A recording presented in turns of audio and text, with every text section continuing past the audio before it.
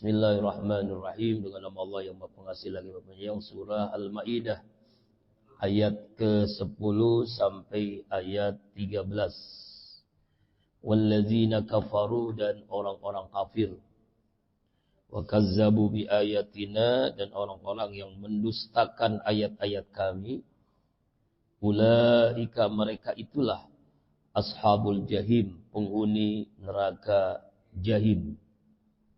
Allah Subhanahu wa taala menjelaskan di ayat 10 ini tentang orang kafir. Sebelumnya di ayat yang ke-9 tentang orang beriman. Orang beriman mendapatkan maghfiratun wa ajrun azim, ampunan dosa dan pahala yang sangat besar. Itu orang beriman. Kalau orang kafir, nah ini yang diberikan oleh Allah. Ya, orang-orang kafir dan orang-orang yang mendustakan ayat-ayat Allah. Tidak percaya dengan Al-Quran. Tidak percaya dengan Taurat, Injil, Zabur. Ya, tidak percaya dengan kitab yang Allah turunkan ayat-ayat Allah. Ya, mereka ini penghuni neraka jahim. Ya, ini ayat menunjukkan kemahaadilan Allah. Allah maha adil. Dengan keputusannya tidak ada kezaliman. Ya, keadilan Allah ini bagi orang yang beriman dan beramal soleh. Di ayat yang ke-9 Allah berikan ampunan dan pahala, itu surga. Berbeda dengan orang kafir. Orang kafir Allah masukkan sebagai penghuni neraka jahim, neraka jahim. Ya, ada Jahannam, ada Jahim, ada Sakor, ada Sa'ir. Itu nama-nama neraka. Tapi pada intinya adalah ya, orang-orang yang kafir itu dipastikan masuk neraka. Walaupun di dunianya dia jabatannya tinggi. Di dunianya terkenal. Di dunianya uangnya banyak, berlimpah, kaya sekali. Tapi kalau dia kafir, ya, dia penghuni neraka Jahannam. Ustadz, dia ini baik sama tetangga. Dia suka menolong. Dia suka membantu. Dia memberikan uang. Memberikan sedekah. Iya, enggak apapun. Kalau dia kafir, tetap neraka. Atau perbuatan baiknya bagaimana? Seperti fata morgana. Fata morgana itu artinya tidak ada. Ya, kita ngelihat nih ke misalnya ke jalanan. Karena aus kan, wah di sana ada air. Sampai di sana enggak ada. Nah, itulah. Bohong-bohongin doang. Ya, bohong-bohongin doang. Itu fata morgana. Jadi kebaikan sebanyak apapun dilakukan orang kafir, tidak ada balasannya kecuali neraka Jahannam. Ya kan? Jadi memang dia disebut dermawan di dunia. Disebut orang baik di dunia. Tapi karena dia kafir, masuk neraka. Dan kita harus yakini. Contoh misalnya nih, ada biarawati. Itu kan yang perempuan-perempuan. Ya kan ada dia. Baik kan ya? Baik banget. Ya, orang-orang yang musibah bencana dia ngasih bantuan, ya. Ya kan? Oh bagus dah, baik dah. Ya, dia walaupun dia baik, kebaikannya banyak, kalau dia kafir tetap dimasukkan ke dalam neraka. Ini harus yakini, Pak, ini bagian daripada iman. Ya.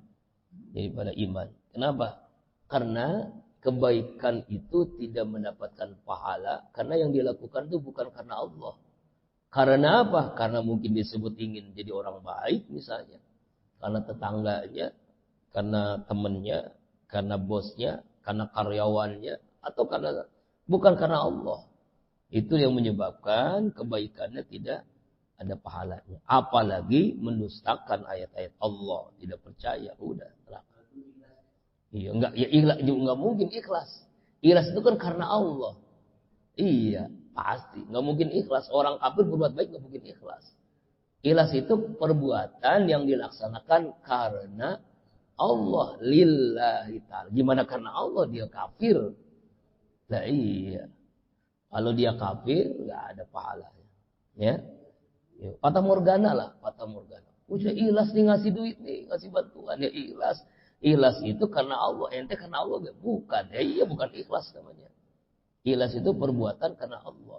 Harus masuk Islam dulu, syahadat dulu, dia melakukan kebaikan baru mendapatkan nilai di hadapan Allah. Jadi ada nilai, ada harga, Pak. Orang yang dinilai Allah itu dihargai. Orang yang dihargai di dunia belum tentu dapat nilai dari Allah. Ada berkah, ada berkat. Itu beda.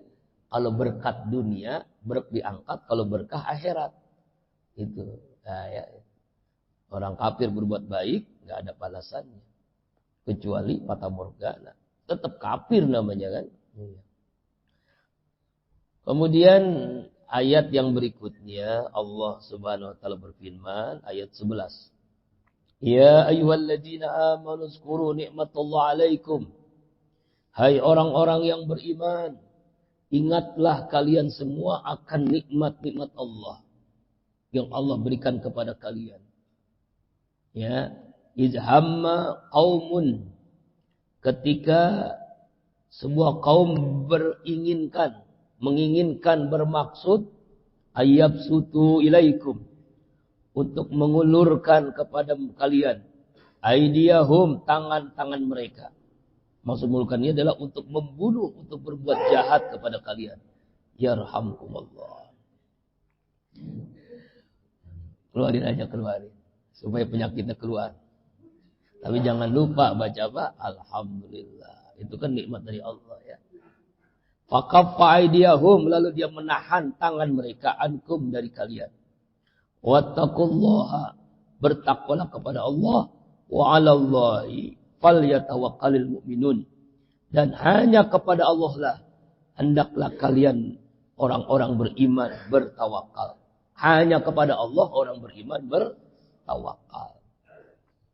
Ayat ini Pak, asbabun nuzulnya ini berawal dari perbuatan orang kafir. Ya, yaitu ketika Rasulullah sedang istirahat. Ya, istirahat, tidur, namanya tidur apa? Qailulah. Ya. Tidur sesaat sebelum zuhur atau setelah zuhur, ini sunnah nih. Sunnah Pak, tidur siang. Sebelum atau sesudah zuhur. Jadi tidur yang disunahkan itu pertama tidur habis isya. Kedua, tidur sebelum atau sesudah zuhur. Itu yang sunnah. Tidur yang makruh habis subuh, habis asar, habis maghrib itu makruh hukumnya. Ya, kenapa? Karena efeknya itu kesehatannya terganggu, kejiwaannya terganggu, ya, bahkan mendapatkan apa? Ya, apa ya? Rezekinya mampet. Ya, misalnya pikun, penyakit, sumber penyakit Pak. Habis subuh tidur, sumber penyakit. Jantung, ginjal, paru-paru, penyakit. Diabetes, macam-macam. Habis asar juga nggak boleh. Habis maghrib juga nggak boleh. Ngantuk banget, paksain, jangan tidur. Ya, kapan tidurnya? Nanti habis isya tuh. Habis isya sampai jam 2 bangun. Itu. Bahkan tidur itu dimakruhkan tidur malam hari, jam 10. Bahkan menurut kesehatan tuh usahakan sebelum jam 10 udah tidur. Kalau kita kan ada yang tidur jam 1, jam 2 baru tidur, kapan tahajudnya? Ya. Allah Akbar. Jadi tidur sunnah itu hanya 2, habis isya dan zuhur atau sebelum zuhur. Ya. Nah Rasulullah tuh lagi istirahat tidur nih. Lalu diceritakan dalam hadis ini, ini saya bacakan hadisnya panjang sekali, yaitu Rasulullah sedang tidur siang di bawah pohon. Baja'a Arabiyun, lalu datang seorang Arabi, orang kafir, ya, Arab Badui gitu ya. Lalu Rasulullah orang tadi ini mengambil pedang dari Nabi, karena Nabi kan tidur, namanya tidur itu pedangnya dia itu ditaruh di dekat pohon. Diambil pedangnya sama orang Badui, orang kafir tadi. Ya. Kemudian ya, orang tadi ngomong begini. Hai Muhammad, siapakah yang akan melindungimu? Nah, Rasulullah tenang aja. Allah. Allah yang melindungi itu. Ya kan? Nanya lagi orang kafir tadi, siapa yang melindungimu ya Muhammad? Allah. 3 kali, siapa yang melindungimu ya Muhammad? Allah. Nah, apa yang terjadi? Tangan orang Arab kafir itu lumpuh, pedangnya jatuh, bergetar seluruh tubuhnya. Gemeter gitu ya. Dengar kalimat Allah, gemeter. Keluar keringat dingin, ya bergerak tangannya, jatuh. Padahal itu pedang udah di mana? Udah di lehernya Rasulullah SAW. Udah segini nih. Udah tinggal gitu langsung mati kan. Langsung wafat. Nah, lalu Rasulullah SAW ya kan mengatakan, hai, sekarang kamu siapa yang bantumu? Siapa yang akan menolongmu? Hanya engkau Muhammad. Ya silakan kamu pulang. Allahu Akbar. Bayangin tuh, Rasulullah sudah mau dibunuh, ya sudah mau mati istilahnya ya. Ya ketika nanya, ya jatuh pedangnya diambil oleh Rasulullah. Rasulullah nanya, siapa yang menolongmu? Hanya engkau Muhammad. Ya udah, silakan pulang. Coba kalau kita Pak mau dibunuh, ya kan ya, pedangnya, goloknya tuh jatuh, kita ambil, kita ngomong apa Pak? Oh pada. Allahu Akbar. Nah, turun ayat ini. Apa kata Allah? Ya ayyuhalladzina amanu zkuru ni'matallahi 'alaikum idh hamma qaumun ayyabsutu ilaikum aydum akafaidum ankum. Hai orang-orang beriman, ingatlah akan nikmat-nikmat Allah yang telah Allah berikan kepada kalian semua. Ketika ada sebuah kaum, seorang maksudnya yang ingin membunuh kalian. Ya kan? Kemudian tangan-tangan mereka ditahan. Artinya dia tidak mampu membunuh. Ingat nikmat Allah itu. Ingatlah nikmat Allah yang Allah berikan. Kemudian riwayat yang lain. Yaitu orang-orang Yahudi membuat pesta istilahnya. Pesta menjamu Rasulullah Sallallahu Alaihi Wasallam dengan para sahabat. Membuat makan yang nikmat. Dia undang Nabi dan para sahabat. Tapi tujuannya makanannya itu diracunin semua. Ini makanan itu diracun. Seperti ini kejadian nyata Pak di daerah Jawa tuh ya. Jadi PKI itu mengundang semua para kiai, para ulama, para ustadz, orang-orang semuanya ngadain acara syukuran. Acara syukuran Pak. Syukuran makanan nikmat, kambing apa gitu. Tapi makanannya diracun semua. Itu semua ulama, semua kiai, semua orang-orang mati semua. Meninggal semua. Itu senangnya orang PKI itu. Itu kan kejadian di Jawa. Zaman tahun berapa dulu? Tahun 48 apa? Tahun 50-an tuh begitu. Sampai mengundang acaranya biasa. Zikir dulu. Pengajian, selamatan. Ternyata makanannya makanan udah diracun. Nah begitu juga Rasulullah ngalamin juga. Rasulullah ngalamin orang di Jawa itu meninggal. Para kiai, para ustadz. Orang-orang kampung meninggal semua. Nah ini Rasulullah ngalamin tuh Pak. Diundang kasih makanan nikmat gitu ya. Wah makanan nikmat-nikmat lah. Ayam bakar, kebuli macam-macam. Ya kan? Namanya undangan Rasulullah kan menerima kan. Dia datang kan. Dia datang untuk menerima makanan itu kan. Ya kan? Makanan yang sudah diracun oleh orang-orang Yahudi. Nah inilah luar biasanya Pak. Jadi Allah memperlihatkan dia punya makar, dia punya tipu daya. Allah juga punya makar, punya membalas apa yang dilakukan oleh mereka itu. Ya kan? Nah, dengan cara apa? Jadi ya dalam tafsir Ibnu Katsir itu ya kan? Makanan itu nggak ada yang mau makan gitu. Aneh itu.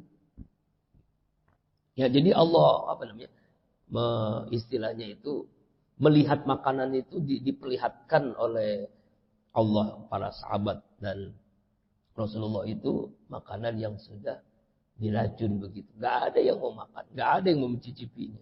Tapi dia datang namanya undangan. Itu riwayat yang pertama. Riwayat yang kedua, Yahudi Bani Nazir. Bani Nazir ini sudah dalam perjalanan itu ya, dalam perjalanan undangan makan. Jadi kan melewati bukit-bukit, gunung-gunung kan, daerah Padang Pasir gunung-gunung kan. Di situ udah disiapin batu-batu besar. Jadi kalau Nabi lewat, sahabat lewat, batu itu akan ditimpakan kepada siapa? Kepada Rasulullah dan para sahabatnya, begitu. Ya kan? Nah, tapi apa itu yang terjadi? Ya, batu yang mau mau dijatuhin kepada Nabi dan para sahabat itu, Allah perlihatkan kepada Nabi, jangan lewat situ. Ya, jangan lewat gunung itu, bukit itu, karena sudah jebakan ingin dibunuh. Mereka ingin membuat makar, membunuh Nabi dan para sahabatnya. Nah, ini maksudnya Pak ya. Makanya di ujung ayat, wattaqullah, bertakwalah kalian kepada Allah, wa 'alallahi falyatawakkalul mu'minun. Dan orang-orang beriman bertawakal kepada Allah. Kalau orang bertawakal kepada Allah, maka Allah akan memberikan apa? Jalan keluar. Allah memberikan kemudahan, ya kan? Jadi bertakwa dan tawakal, dua hal yang tidak terpisahkan. Jadi ini 3 perintah Allah dalam ayat ini, Pak. Pertama, ingat nikmat Allah. Kedua, bertakwa kepada Allah. Ketiga, bertawakal. Jadi 3 nih ya. Dalam ayat 10 Allah perintahkan kita orang beriman. Pertama, kita ingat nikmat-nikmat Allah. Jangan lupakan nikmat Allah. Yang kedua, bertakwa.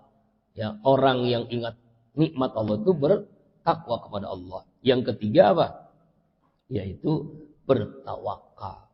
Ya, orang beriman itu selalu hidupnya tawakal. Dalam surah At-Tolaq, wa may yatawakkal 'ala Allah wa hasbuh. Siapa orang yang bertawakal kepada Allah, Allah akan cukupkan kebutuhannya, rezekinya, nikmatnya, Allah berikan kebutuhannya. Ya, tawakal. Apa tawakal? Memasrahkan diri hanya kepada Allah Subhanahu wa ta'ala. Makanya kan seringkali disampaikan dalam pertemuan-pertemuan sebelumnya, kalau kita berangkat kemanapun, jangan lupa doa tawakal. Bismillahi tawakkaltu 'ala Allah, la haula wala quwwata illa billahil aliyil azim. Ya kan nggak tahu kan di jalan kan? Ya kan nggak tahu gitu. Makanya jangan lupa tuh doa tawakal. Mau kemanapun, mau berangkat kemanapun. Ya kan belum lama kejadian kecelakaan tuh. Itu tol yang sering saya lewatin, tol Andara. Ya, mobil bagus hancur, Pak, karena kejatuhan besi gede-gede itu dari mobil truk jatuh ya ke mobil itu. Enggak tahu itu adanya sopir mati itu orang mobilnya sampai resek. Mobil bagus jatuh besi hancur mobilnya. Orangnya enggak tahu. Ada videonya ya. Tapi saya nggak dijelasin korbannya. Meninggal atau enggak? Meninggal. Allah Akbar. Itulah pentingnya tawakal. Kemanapun berangkat kita tawakal. Serahkan kepada Allah. Rezekinya tercukupi orang yang tawakal. Kemudian ayat yang ke-12.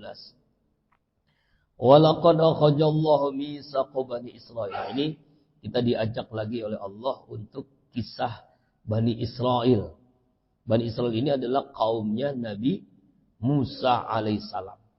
Ingatlah ketika Allah mengambil mitsaqa Bani Israil, perjanjian kepada orang Bani Israil. Wa ba'asna, dan kami telah utus minhum di antara mereka isnai asra naqiba, 12 orang pemimpin. Jadi Allah Subhanahu wa taala mengambil janji dari Bani Israil untuk taat kepada Allah. Ya, karena orang Bani Israil ini memang orang yang apa ya? Ya, bangkora ya. Tidak sombong, orang yang sombong. Janji ingin bertakwa kepada Allah. Ya kan? Tapi mereka melanggar janjinya. Ya. Ayat ini juga berkaitan dengan umat Yahudi, ahlul kitab, yaitu orang Yahudi dan Nasrani di zaman Rasulullah sallallahu alaihi wasallam. Mereka berjanji nanti ada nabi terakhir, mereka akan percaya, mereka akan taat, dan mereka akan beriman kepada nabi yang terakhir itu. Tapi yang terjadi apa? Mereka mengingkari janjinya. Ya, mereka mengingkari janjinya ketika Allah mengambil janji dari Bani Israel. Lalu Allah angkat 12 naqiba, pemimpin. Jadi Allah angkat pemimpin yang taat kepada Allah, 12 orang. Ya, 12 orang yaitu orang-orang ahli kitab yang masuk Islam. Nah, ini ada dua. Yang pertama 12 orang di zaman Bani Israel 12 orang. Jadi Allah angkat 12 misalnya pemimpin-pemimpin yang beriman kepada Nabi Musa. Nah, kemudian dikaitkan dengan di zaman Nabi 12 pemimpin-pemimpin yang dulunya adalah orang Yahudi, orang Nasrani, lalu masuk Islam. Ada 12 orang. Ada 12 orang. Nah, ayat ini dipahami oleh orang Syiah. Orang Syiah ini punya 12 pemimpin. Ya, punya 12 pemimpin. Orang Syiah nih dijelasin dalam tafsirnya orang-orang Syiah. Yang dimaksud 12 ini 12 pemimpin mereka. Jadi mereka tuh punya pemimpin-pemimpin gitu ya, punya ulama, waliullah lah, wali kekasih Allah. Gitu. Padahal ayat ini bukan berkaitan dengan orang Syiah, tapi berkaitan yaitu 12 pemimpin dari Bani Israel dan 12 pemimpin yang dulunya orang Ahlul Kitab, orang Yahudi Nasrani tapi masuk Islam menjadi pemimpin.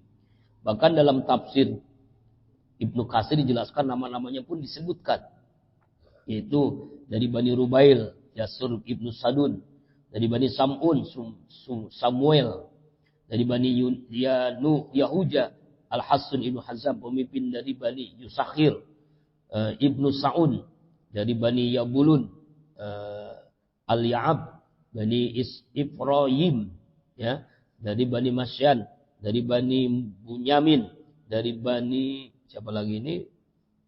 Zuair, Bani Asyar, Bani Kan, Bani Naftali. Nah, itu jadi 12 orang pemimpin-pemimpin yang dulunya orang Ahlul Kitab lalu masuk Islam.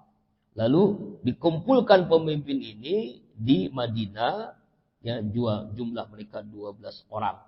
Lalu dibaiat oleh Rasulullah SAW. Baiat itu janji setia kepada Islam, janji setia kepada Nabi Muhammad SAW. Janji untuk taat kepada Allah, taat kepada Rasulullah SAW.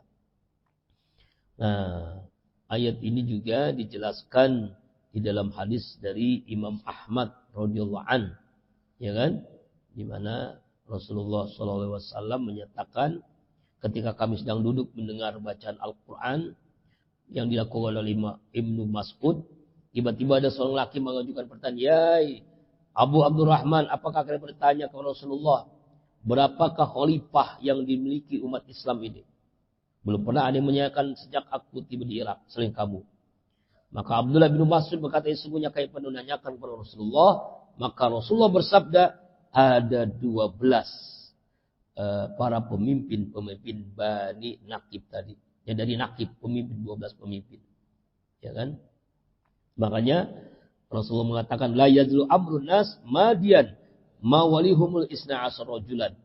Urusan manusia itu akan lancar selagi diperintahkan ada 12 orang soleh.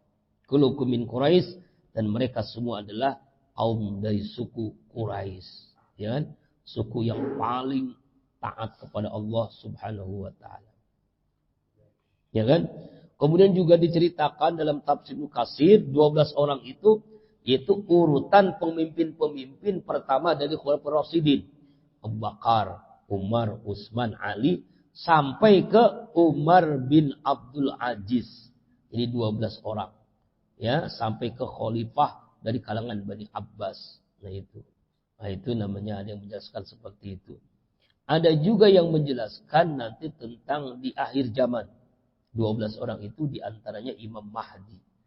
Imam Mahdi itu juga ada yang menjelaskan itu. Makanya di sini kan ayatnya hanya kalimatnya 12 pemimpin. Ya kan? Nah, ini orang-orang Syiah ini 12 pemimpin mereka katanya kan. Isna As'ariyah katanya. 12 pemimpin orang-orang Syiah. Dan itu dibantah oleh hadis Rasulullah SAW yang tadi. Kemudian yang berikutnya masih ayat 12. Wa qala Allahu inni ma'akum. Allah Subhanahu wa ta'ala berfirman, aku bersama kalian. Aku memelihara kalian. Aku menolong kalian. Aku melindung kalian. La in aqamtumus shalah. Sesungguhnya jika kalian mendirikan salat. Wa ataitumuz zakah. Kalian menunaikan zakat. Wa amantum birusuli. Dan kalian beriman kepada rasul-rasulku. Wa azzartumuhum. Dan kalian membantu mereka.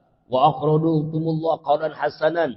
Dan kalian berinfak dengan infak yang baik. Dengan infak yang terbaik. Ya, apa maksudnya? Allah Subhanahu wa taala menjelaskan Allah bersama pemimpin 12 itu. Allah bersama kalian semua. Kalau kalian mendirikan salat. Kalau kalian mendirikan salat. Kalau kalian menunaikan zakat. Zakat dikeluarkan. Kalau kalian percaya beriman kepada rasulku, yaitu siapa? Nabi Muhammad sallallahu alaihi wasallam. Percaya dengan nabiku Nabi Muhammad. Wa azartumuhum, dan kalian membantu mereka. Menolong, ya, saling mendukung. Ta'awanu 'alal birri wat taqwa di ayat sebelumnya. Saling menolong dalam kebaikan, saling menolong dalam ketakwaan. Wa aqradutumullah qardan hasana, dan kalian berinfak dengan infak yang terbaik. Dengan infak yang terbaik. Ya kan? Laqafiranna ankum sayiatikum. Sungguh aku Allah akan mengampuni, menutupi dosa-dosa kalian. Maksudnya adalah Allah hapuskan dosa-dosa kalian. Allah hapuskan dosa-dosa kalian yang melaksanakan perintah Allah ini. Bukan hanya itu. Wadkhilannakum jannatin. Sungguh aku Allah akan memasukkan kalian ke dalam surga. Tajri yang mengalir di bawah surga. Minta dengan har dari bawahnya surga. Sungai-sungai. Itu Masya Allah. Saking nikmatnya kita punya rumah. Rumahnya di bawah air. Enak kan Pak ya? Enak ya. Maksudnya air yang mengalir. Yang bukan menyusahkan. Bukan banjir. Bukan. Jadi air yang jernih. Gitu. Itu di dunia aja nikmat. Ya kan, rumah dekat yang viral tuh yang di Cianjur. Dekat rumahnya ada air terjun aja sudah nikmat, kelihatan indah. Apalagi di surga nanti. Bukan sekedar air terjun Pak. Ada sungai madu, ada sungai susu. Wah lebih nikmat lagi. Nah inilah. Jadi di bawah surga itu sungai-sungai. Faman kafara ba'da jalika. Siapa orang yang kafir, ingkar setelah itu, setelah janji itu, setelah berjanji, setelah bai'at, minkum di antara kalian, faqad dhalla sawa'as sabil, maka sungguh dia telah sesat dengan sesat yang paling jauh. Sawa'as sabil, sesat yang paling jauh, yaitu orang yang tidak mau yang melanggar janji. Yang mengingkari janji, maka Allah berikan sesat yang paling jauh. Sesat yang paling jauh itu sesat-sesatnya gitu. Kenapa? Sulit mendapatkan hidayah Allah karena dia sudah melanggar janjinya. Dolla sawa as-sabil, sejelek-jeleknya jalan yang keliru. Jadi artinya dia akan sesat selama-lamanya. Nauzubillah, summa nauzubillah. Jadi ayat yang ke-12 ini menjelaskan bagaimana Allah mengangkat 12 pemimpin. Ada yang menafsirkan 12 pemimpin Bani Israel. Ada yang menafsirkan 12 pemimpin yang diangkat oleh Rasulullah SAW. Ada yang mengatakan 12 ini adalah pemimpin pemerintahan Islam. Dari Abu Bakar, Umar, Utsman, Ali. Terus sampai sampai Umar bin Abdul Aziz. Sampai Khalifah Bani Abbas. Itu kan. Nah, itu 12 pemimpin. Jadi kalau ada yang menafsirkan 12 pemimpin orang Syiah, itu sangat keliru. Karena Rasulullah telah jelaskan dalam hadis-hadis yang sahih. Nah, kalau mereka pemimpin ini mendirikan sholat, menunaikan zakat, beriman kepada Rasulku, dan kalian membantu mereka taat kepada Allah, Allah berikan qardon hasanan. Ya, rezeki yang berlimpah. Qardun hasan itu infak yang sangat baik. Ya, Allah akan balas. Dan pasti Allah akan ampuni dosa mereka. Allah masukkan mereka dalam surga. Dan surganya di bawahnya sungai-sungai. Tapi kebalikannya orang yang ingkar. Orang yang tidak percaya. Orang yang mengingkari janjinya. Maka dia sesesat-sesatnya. Na'udzubillahi min dzalik. Sederhana aja. Kita ini setiap sholat kan janji. Janji kita apa Pak? Inna sholati wa nusuki wa mahyaya wa mamati lillahi rabbil. Janji kita ada 4 nih. Setiap sholat, ya kan? Walaupun sunnah iftitah itu kita baca, tapi itu janji kan? Bagian dari janji. Sungguhnya sholatku, ibadahku, hidupku, matiku karena Allah, mencari ridha Allah. Karena Allah yang kita lakukan. Bukan karena siapa, bukan karena apa. Semuanya karena Allah subhanahu wa ta'ala. Terakhir ayat 13. Fabima naqdihim. Maka karena mereka melanggar janji-janjinya. Ya kan? Misa kaum janji-janji mereka. La'annahum. Pasti kami. Laknat mereka. Ya kan? Waja'alna qulubuhum qasiyah. Dan kami jadikan hati-hati mereka keras membatu. Hatinya keras. Yuharrifunal kalimah. Mereka mengubah kalimat-kalimat ammawadi dari yang sebenarnya. Dari tempat-tempatnya. Wa nasu hazzum mimma zukiru bih. Dan mereka meninggalkan sebagian dari apa yang kami perintahkan dengannya. Wala tazalu tattali'u. Dan kamu Muhammad tidak pernah henti-hentinya melihat ala khainatin atas pengkhianatan minhum di antara mereka. Illa qalilan minhum, kecuali sedikit di antara mereka. Fa'fu anhum, maafkan kalau yang sedikit yang tidak berkhianat. Wasfah, biarkan mereka. Innallaha yuhibbul muhsinin, sesungguhnya Allah mencintai orang-orang yang selalu berbuat baik. Ayat yang ketiga ini lebih jelas lagi. Allah subhanahu wa ta'ala menjelaskan kalau ada di antara mereka yang melanggar janjinya. Janji nih. Kita udah janji nih. Ibadah kita, hidup kita, mati kita, sholat kita karena Allah. Lalu kita langgar itu janji kita. Orang-orang Bani Israel melanggar janjinya. Atau pemimpin yang melanggar janjinya. Kan kita nih kan sudah kebiasaan kan. Sebelum menjadi wali kota, gubernur, bupati, presiden, menteri. Itu kan janji kan. Janjinya dengan Al-Quran lagi kalau orang Islam kan. Kalimatnya apa? Demi Allah. Demi Allah itu kalimatnya. Demi Allah. Saya wali kota. Saya bupati. Saya gubernur. Saya presiden. Saya. Nah ini ya. Janji akan menjadi pemimpin yang seadil-adilnya. Tidak akan korupsi. Tidak akan zalim kepada rakyat. Tuh, janji. Sama dengan orang yang nikah. Makanya nikah itu apa disebut oleh Al-Quran? Misaqon golizo. Perjanjian yang sangat kuat. Itu nikah. Perjanjian yang sangat kuat. Itu viral tuh. Di grup WhatsApp suling. Seorang istri menikahkan, merelakan suaminya kawin lagi. Lalu dia yang ini. Ya kan? Dia ijab kabulnya, dianya menyaksikan isi pertama dan isi kedua itu, dan dia janji.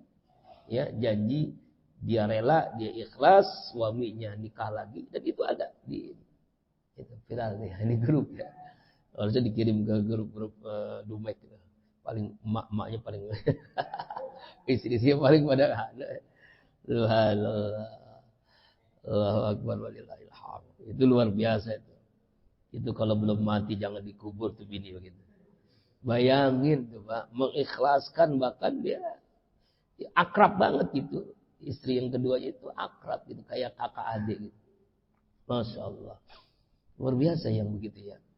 Itu kalau perempuan begitu hatinya apa begitu ya. Masya Allah. Allah. Janji ya. Kita ini janji Pak, janji terus ya kan orang-orang. Nah janjinya kalau orang yang melanggar janji apa kata Allah? La'annahum, kami akan kutuk mereka. Laknat. Nah, kalau Allah sudah melaknat, pasti tempatnya di mana? Di neraka. Orang yang melanggar janji, ya, Allah akan melaknatnya. Bukan hanya itu, waja'alna qulubuhum qasiyah. Kami jadikan hati mereka itu keras seperti batu. Ya, apa tuh hati keras tuh? Enggak bakalan menerima hidayah, tidak akan menerima petunjuk Allah karena hatinya sudah keras, tertutup boleh. Kalau kita masuk ke rumah, rumahnya itu dikunci, kuncinya digembok ada kunci lagi. Wah, itulah keras. Jadi nggak bisa masuk lagi kita ke rumah itu. Hidayah, petunjuk tidak akan masuk kalau hatinya sudah keras membatu. Yuharrifunal kalimah, mereka mengubah kalimat-kalimat. Nah, ini bentuk janji yang tidak dipati ammawadi, yaitu orang-orang yang melanggar janjinya, Bani Israel, Ahlul Kitab, yang merubah, menyelewengkan kalimat-kalimat dalam kitab Taurat, dalam kitab Injil, dirubah-rubah. Di antara diubahnya itu dalam kemarin kita bahas di Gandaria surat Al-Baqarah, itu merubah itu adalah di antaranya mereka mengatakan nggak ada nabi itu Nabi Muhammad. Padahal dalam kitab Tauratnya ada, dalam kitab Injilnya ada, tapi mereka menutup-nutup. Jadi merubah firman Allah bukan pada tempatnya. Merubah itu bisa mengurangi, bisa menambah, bisa menghilangkan. Itu merubah. Ya kan? Apalagi wa nasu hazzan, dan mereka meninggalkan sebagian besar mimma zukirubi, daripada diperintahkan dalam kitab Taurat. Mereka melupakan. Mereka tidak mengamalkan. Meninggalkan apa yang Allah tetapkan dalam kitab Taurat. Meninggalkan dalam kitab Injil. Ya, semuanya dilanggar, semuanya dihilangkan. Hilangkan, Pak. Ya, itulah orang-orang Ahlul Kitab. Jahatnya Ahlul Kitab seperti ini, Pak. Mereka merubah kitab Taurat, merubah kitab Injil. Isinya itu tidak sama seperti yang Allah turunkan kepada Nabi Musa, kepada Nabi Isa. Makanya Al-Quran inilah di antara mukjizatnya, inna nahnu nazzalna zikra wa inna lahu lahafizun. Sungguhnya kami menurunkan Al-Quran, kamilah Allah lah yang akan menjaganya. Maka Al-Quran ini tidak ada yang bisa merubah, tidak ada yang bisa mengganti, menambah-nambahin, mengulang-ulang, tidak ada. Al-Quran ini.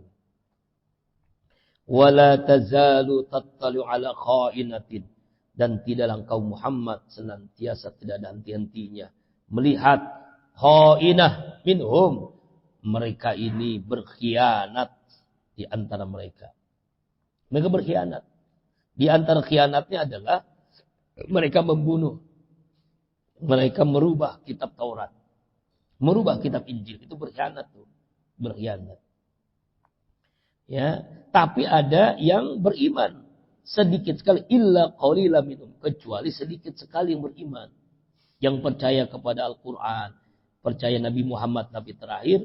Ada. Cuma qalilan. Sedikit banget. Fa'fu anhum. Nah, orang yang sedikit ini maafkan. Maafkan ya Muhammad orang yang begini nih. Orang yang masih taat kepada Allah, dia tidak ikut-ikutan. Tidak ikut-ikutan merubah kitab Taurat, tidak ikut-ikutan merubah kitab Injil. Tidak ikut-ikutan mereka melanggar janji. Mereka taat kepada Allah, mereka percaya kepada Nabi Muhammad.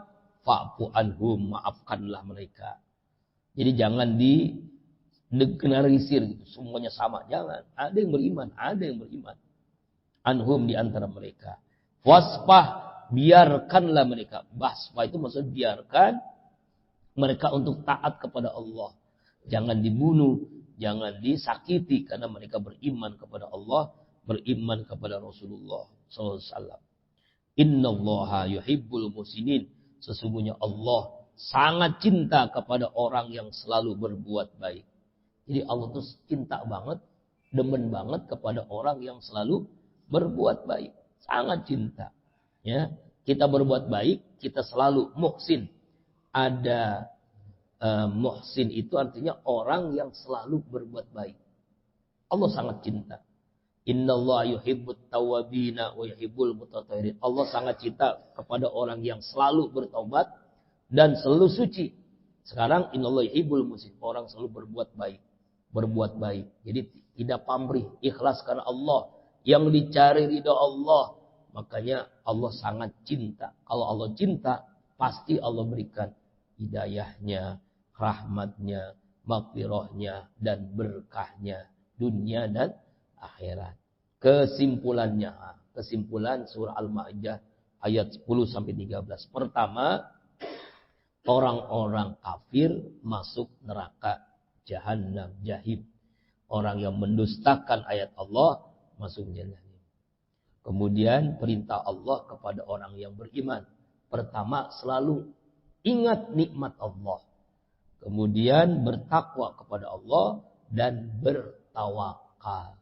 Serahkan semua urusan kita hanya kepada Allah. Kemudian kesimpulan ketiga, Allah menjelaskan tentang 12 pemimpin Bani Israel. 12 pemimpin yang Rasulullah milih. Ya, dan harus kita taati pemimpin ini. Ya, kalau mereka taat, ya, maka Allah bersama mereka. Mereka mendirikan sholat, menunaikan zakat, beriman kepada Rasul, dan membantu Rasulullah dalam dakwah. Pasti mereka ini diampuni dosanya. Allah masukkan ke dalam surga di bawah sungai-sungai. Tapi kalau mereka melanggar janjinya, Allah laknat, hati mereka keras, berbatu, dan buktinya adalah mereka merubah ayat-ayat Allah Subhanahu wa ta'ala. Ada yang sedikit yang beriman, yang taat, maafkan ya Rasulullah, biarkan mereka, karena mereka selalu berbuat baik dan Allah cinta kepada hamba-hambanya yang selalu berbuat baik.